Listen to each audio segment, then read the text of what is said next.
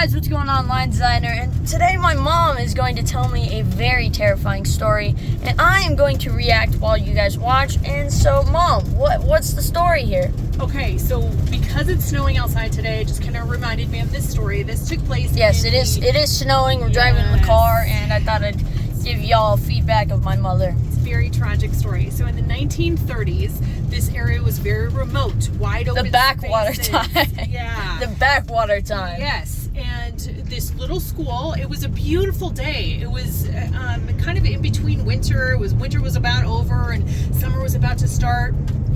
Or spring was about to start, so it looked like a beautiful day. And so a lot of kids just went to school in just like normal clothes or a really light jacket. Yeah.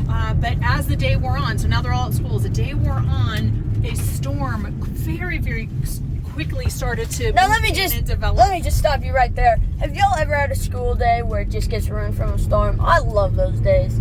Yeah, Except but my school, the first 2 weeks of school, they both were snow days. So we can't have snow days anymore, which is super sad. All right, go on, Mother. Okay, so here all these kids are at school in just really light clothing, and this storm comes in. And this storm came in with a vengeance. It was really, really powerful, and it developed really, really quickly. And so in the morning, the teachers were like, I don't know what we should do here. No, should we stay here? Should we hunker down? No, let's send them home. So the bus I love these teachers. These are great teachers. I love these teachers. Okay. Teachers, be better. Well, sad ending, because they sent them home, and what happened was, because the streets were they weren't paved. There's no street signs, nothing like that. It was just this driver. Wait, I'm gonna predict it. I'm gonna predict this, guys. Comment down below what you think would happen before you get to the point that she says. But I think there's a big crash coming up. Ooh. Or all the teachers die. Okay, well, One or the other. So far, all that's on the bus is a driver, and he's a local farmer who, it's not a real school bus, it's just his work vehicle that he turned into transportation to get the kids to and from school, just being a good guy in the wintertime. I like this person.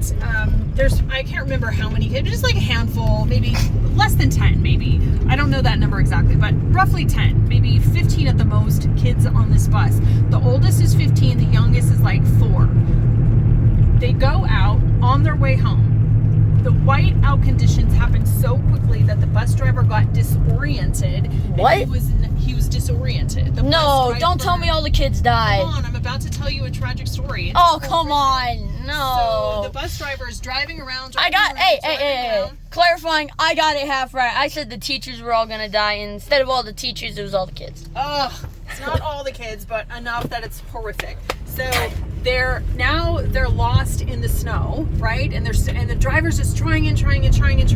Finally, he ends up stuck in a ditch, and now they're trapped. The back window of this, really, it was kind of like a van, really, had cardboard in it.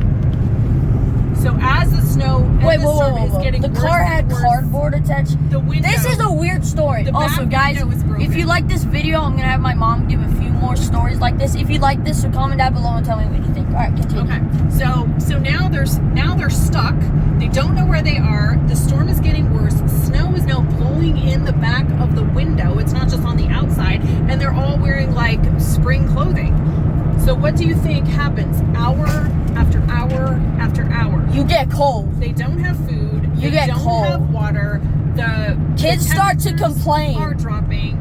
Actually, back in the day, kids were really resourceful, and so rather than complaining, they jumped around and they tried to stay active. They tried to keep moving, because if you get sleepy and tired and fall asleep. Guys, tell me what you think about this story at the end of this. Comment down below. Also, I think this world has gotten way less resourceful since the 1930s. I think that might be true in some cases. But anyway, I mean, now we use cars. Back then they had to use horses. They were so much more resourceful and really, truly.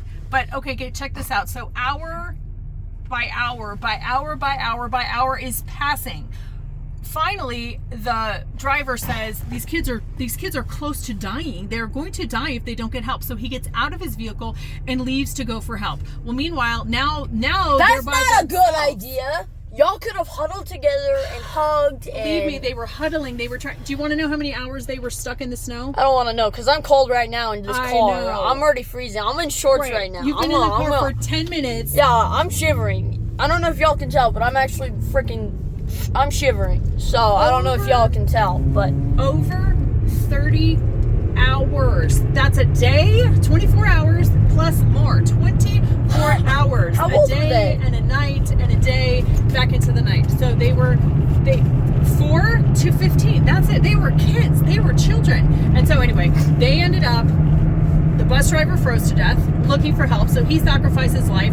Finally, in the next morning, later in the afternoon, the storm kind of let up. Parents started so basically what happened is they found him, the bus driver died, yeah. and half the kids froze to death. Okay, 3 of the kids froze to death, plus 1 more later in the hospital. But ultimately, All right. what happened? The parents found them. They got the kids that were alive to the hospital, and everyone else except the 3 plus the 1 who died at home or back, after they had been found, they all did live and they survived. But it was a very, very traumatic nationwide story. That's a great story. Alrighty, guys, I hope you enjoyed this video, and I will hopefully post some later. And if y'all didn't see my thing, I'm going to have Ethan Reslog, an owner of 2 YouTube channels, come on and talk to us about some things. Alright, see ya!